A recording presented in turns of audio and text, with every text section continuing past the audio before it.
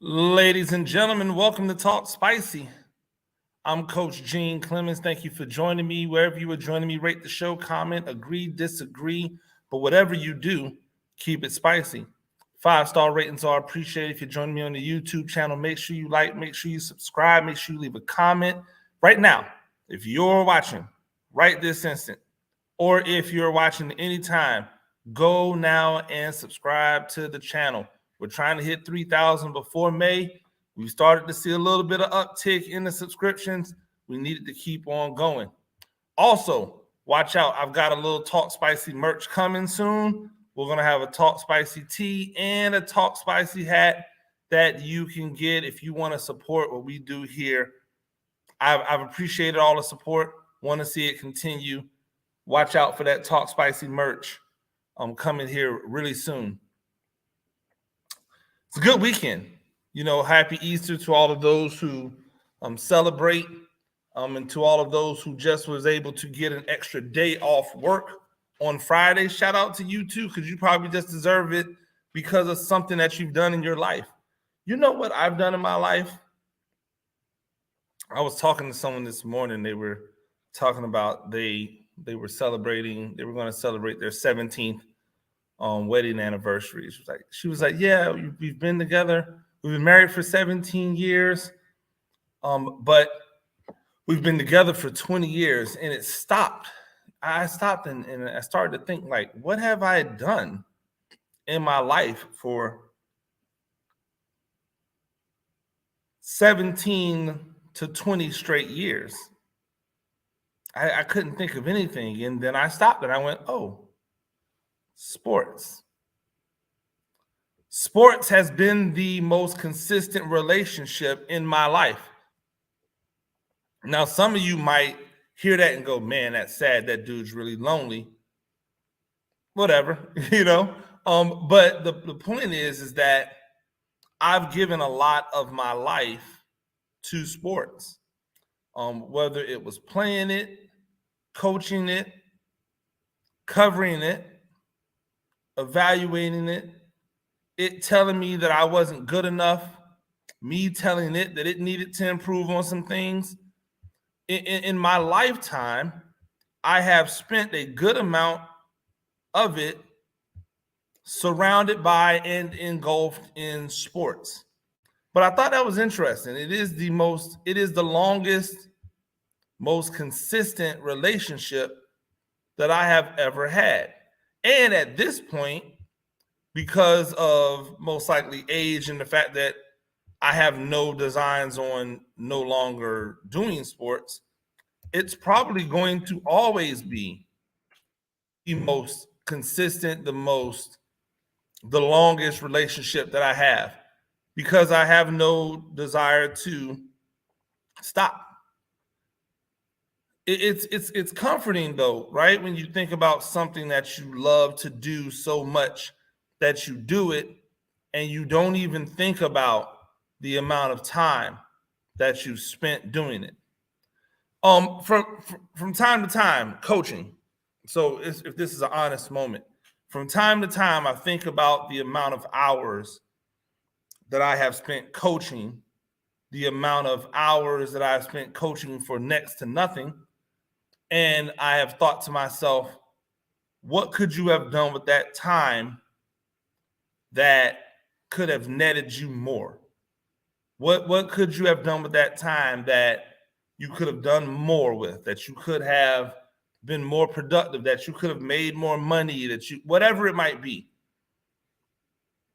I've thought about that. And I think that to a certain extent, a lot of coaches do that at some point, or maybe at some point during the year, usually when you're kind of run down from everything, or like some point in your life when you're looking at, like, maybe it might be time for a change, when things aren't going right, when things are going too good.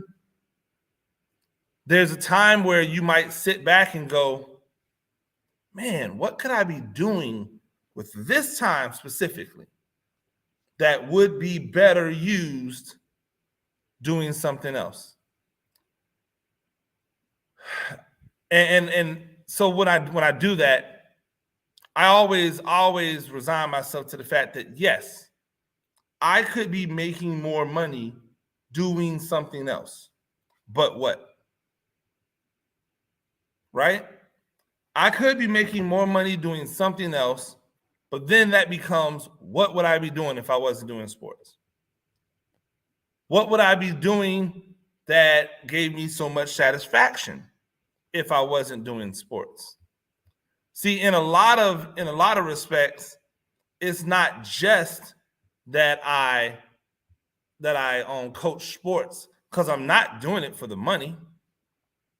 It's more of the fact that I do sports because sports fulfills something in my life. I coach because I want to teach. I want to mentor young men and women, and that is the avenue by which I can do that the best. I've talked about it on here many times. I do the other sports that I do. I write, I commentate. You know, I give my opinion. I do podcasts.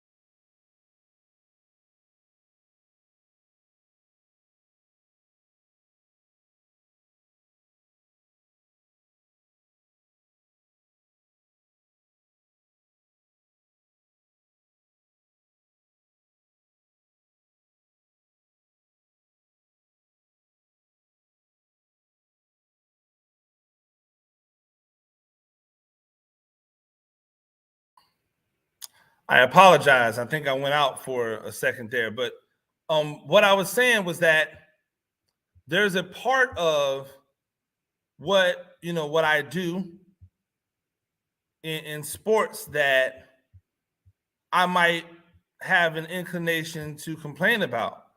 But at the end of the day, isn't this why I'm here? Right? This is what I'm here for. This is what I do. So even when there might be a complaint, there's a reason that I've been doing this for so long. There's a reason that I can point back to being a little child. And the only thing consistent in my life from the time that I was a little child until now are my brother and sports. And if I really want to be honest about it, because I live in a different place than my brother, like he's always been accessible to me, but sports has always been intimately close, like physically close. I've been involved in it. I've been immersed in it.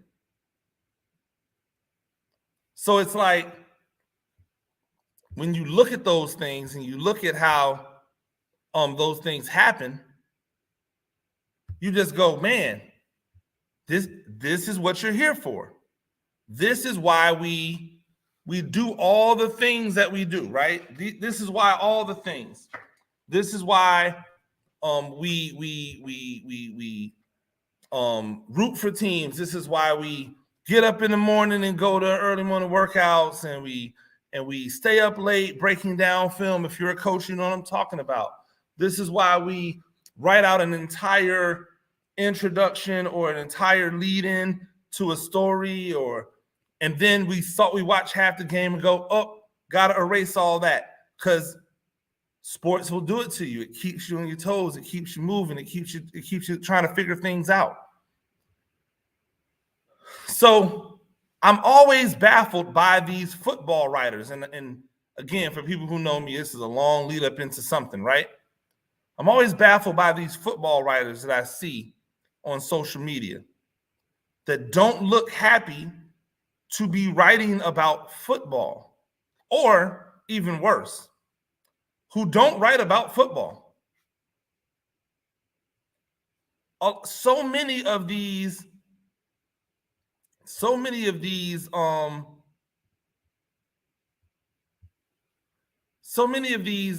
writers spend their time complaining about the game or complaining about a game.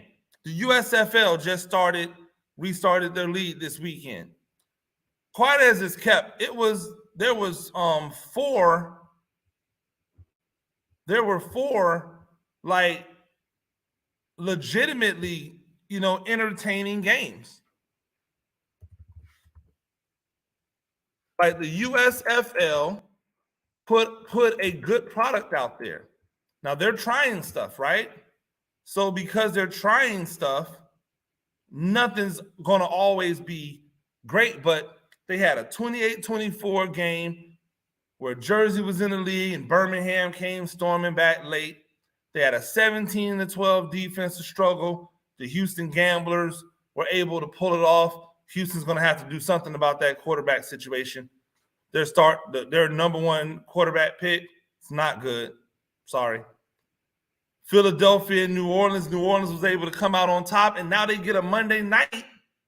They get a Monday night Tampa Bay Bandits, Pittsburgh Maulers. Like, take Tampa Bay. It's a clash of styles, offense versus defense. I'll take offense. So, like, they have some stuff going, and you see these writers, and all of these writers seem to be annoyed by the fact that they have to write. They seem to be annoyed by the fact that there's actually football out here that they have to cover. Like, ladies and gentlemen, do you only care about the NFL and like 12 college football teams? Because if that's the case, then you really don't love football. If that's the case, then you just love the things that football affords. You don't really love football. If you're not willing to be out there covering all the football, especially in a time where there's nothing else to talk about, like how many times are you going to talk about the same 5 prospects in the draft? Because that's all many of you do. You talk about the same prospects over and over and over again. And you think that somehow that's supposed to be like the way. But the reality of it is that there's this giant, deep universe of football that you people don't know anything about. And every time you're forced to cover it, you clumsily stumble through it because you've never invested any time in it. And I keep going. I keep replaying that gladiator thing in my head. Is this not why you're here? Are you not entertained? If you claim to love football, then why did I not see football is back? Oh my gosh, football is back. All is right with the world. Because what you mean when you say football is back, you mean the NFL or or top 10, top 15 college football is back. You don't mean all football is back. You're not watching the high school games. You're not watching D2, D3, NAIA, junior college. You're not watching women's flag. You're not watching women's tackle. You're not. You are a pretender. And there is no defense for it. What are you going to say? Well, I'm an NFL writer, so that's my job. I just write about the NFL. Okay, cool. What happens when someone in one of these leagues end up in the NFL? What happens when multiple people from these leagues end up in the NFL? What happens when the NFL straight up ganks some of the innovation that they're doing in the USFL and puts it into play in the NFL. Now you're behind. Why? Because I'm an NFL writer, and I only write about, well, you know, I'm an ACC writer. I'm an SEC writer. Okay. All right. I know people who only cover the NFL, and they are intimately involved in other sport. I mean, in other football. My guy, Teron Davenport, who writes for ESPN and covers the Titans, he does more than just talk about the Titans. Or he finds ways to incorporate what he's seen in the football world into the Titans. That's what a good writer who cares about football does. They don't just say, oh, well, the season's over with, so now I'm just going to complain about stuff that I'm not even covering. The audacity of some of you to sit and complain and demonize or to degrade these leagues like the USFL and the XFL when you don't even cover it. And some of you wonder why I sit out here and say that a lot of our high-level minority or all of our minority players should start seeking out people who have like minds as them in order to allow them to interview them. Because you don't care about football. You care about you. You care about what you're doing. You care about how this is going to affect you. But you don't care about football. If you did, this would be a glorious time. You got a football game on Saturday. You got 2 on Sunday. You're about to get another one on Monday. And now we can expect to get something like this for the next 10 to 13 weeks, however the playoffs are going to be situated. Is this not why you're here? And why are we at this time? Because the NBA is finally into the time of the year that people say matters. I could say the same thing about basketball, but you get the point, right? What I like about the playoffs is that you really get to figure out who has a coach and who doesn't. You can figure out who has a coach and who does not have a coach. I was watching the Nets and Boston Celtics game, and I could tell one team had a coach. One team had somebody on the bench.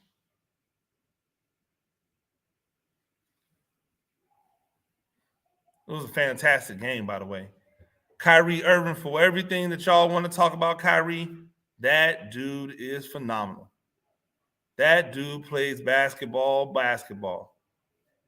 Can the Celtics rely on KD to shoot poorly for the next, 3 games? I doubt it.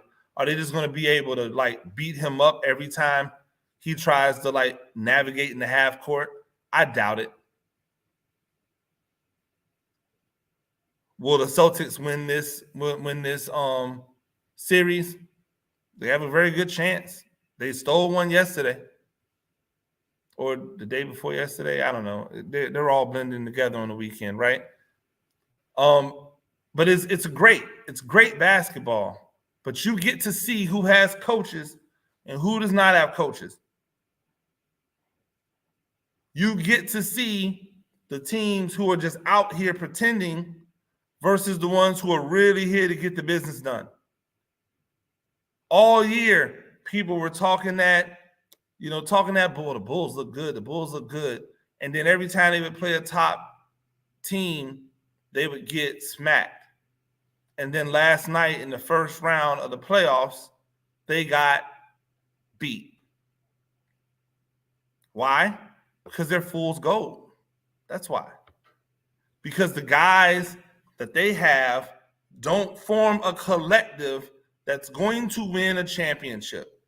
This is why these teams keep looking for the superstar.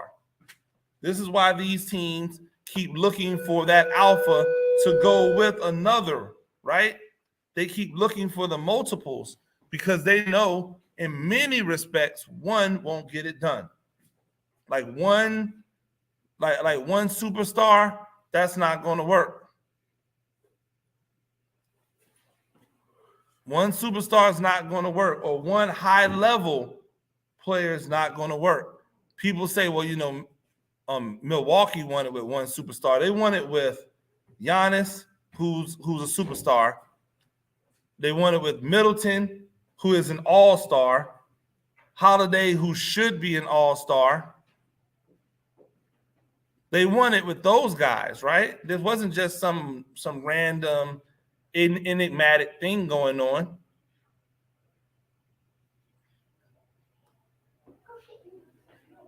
So it'll be interesting to see what happens. And I'll be there to watch. Ladies and gentlemen, that's Talk Spicy. I'm Coach Gene Clemens. We do this thing a few times a week. Rate the show, comment, agree, disagree. But whatever you do, keep it spicy. 5-star ratings are appreciated. If you're joining me on the channels, make sure you like, make sure you subscribe. Until next time, peace.